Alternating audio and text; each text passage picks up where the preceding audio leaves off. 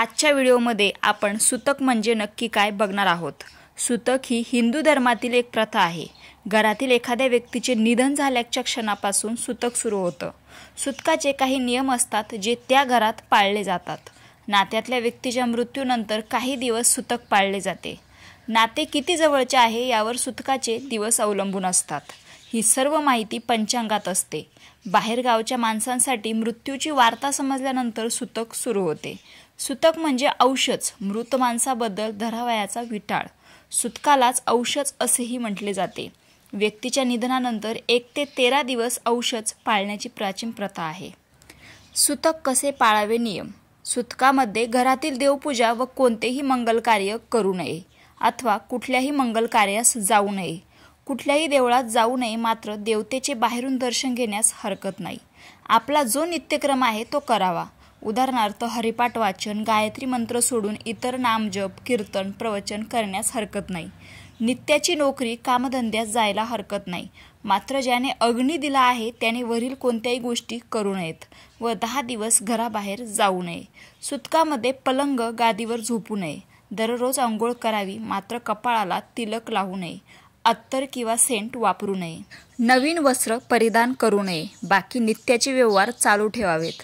10व्या व 11व्या दिवशी घरातील सर्वांनी डोक्यावरून अंघोळ करावी। सुतकातील सर्व कपडे धुवावीत आणि घरात गोमूत्र शिंपडावे। 11व्या दिवशी कपाळाला कुंकू, टिकली किंवा गंध लावावे।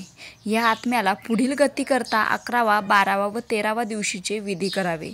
14व्या दिवशी घरात निधन शांत व उदक शांत करावी आणि मगच घरातील देवपूजा करावी।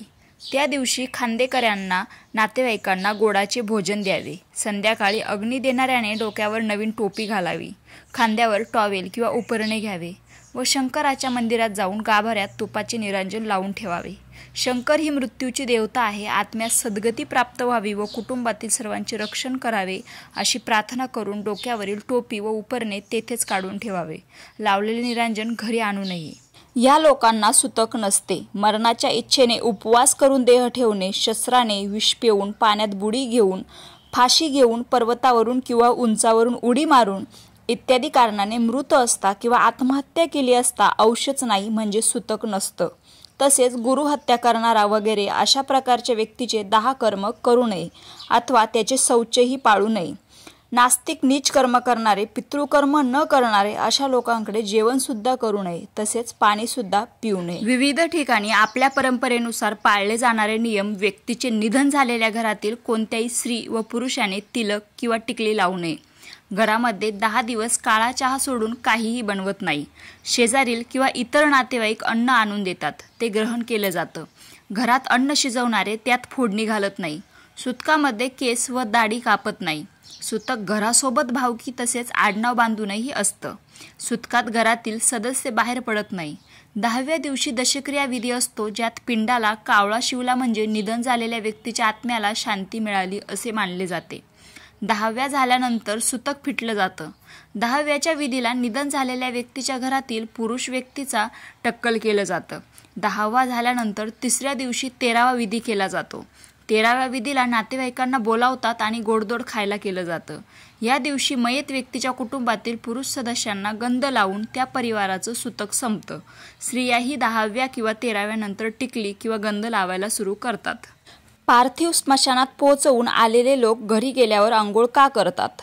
शास्त्रात सांगितले आहे की मृत्यात्म्याभोवती नकारात्मक ऊर्जा निर्माण झालेली असते।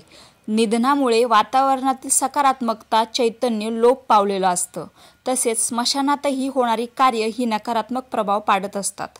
येथे मृत व्यक्तीचं स्थूल शरीर जरी दहन होत असलं तरी सूक्ष्म शरीर काही काळ या ठिकाणीच वास्तव्य करून राहतं, ज्यामुळे नकारात्मक ऊर्जा निर्माण होत असते। या ऊर्जेचा मनावर वाईट परिणाम होण्याची शक्यता नाकारता येत नाही।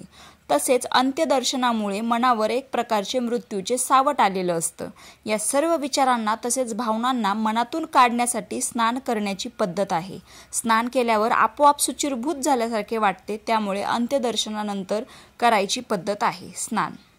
तसेच यामागील वैज्ञानिक कारण बघितले तर मृतदेह हळूहळू सडण्यास सुरुवात होते आणि त्यामुळे वातावरणात अनेक प्रकारचे सूक्ष्म कीटाणू पसरतात। स्मशानातील वातावरणातही अशा कीटाणूंची संख्या कितीतरी पटीने वाढलेली असते। या कीटाणूंचा संसर्ग होऊन त्याचे आपल्या शरीरावर घातक परिणाम होऊ नये यामुळे स्नान करून स्वच्छ होणं हे वैज्ञानिक दृष्टिकोनातूनही आवश्यक आहे। रामकृष्ण हरी। आणि तुम्हाला माझ्या चॅनलवरचे व्हिडिओ आवडत असतील तर नक्की माझ्या चॅनलला सबस्क्राईब करा।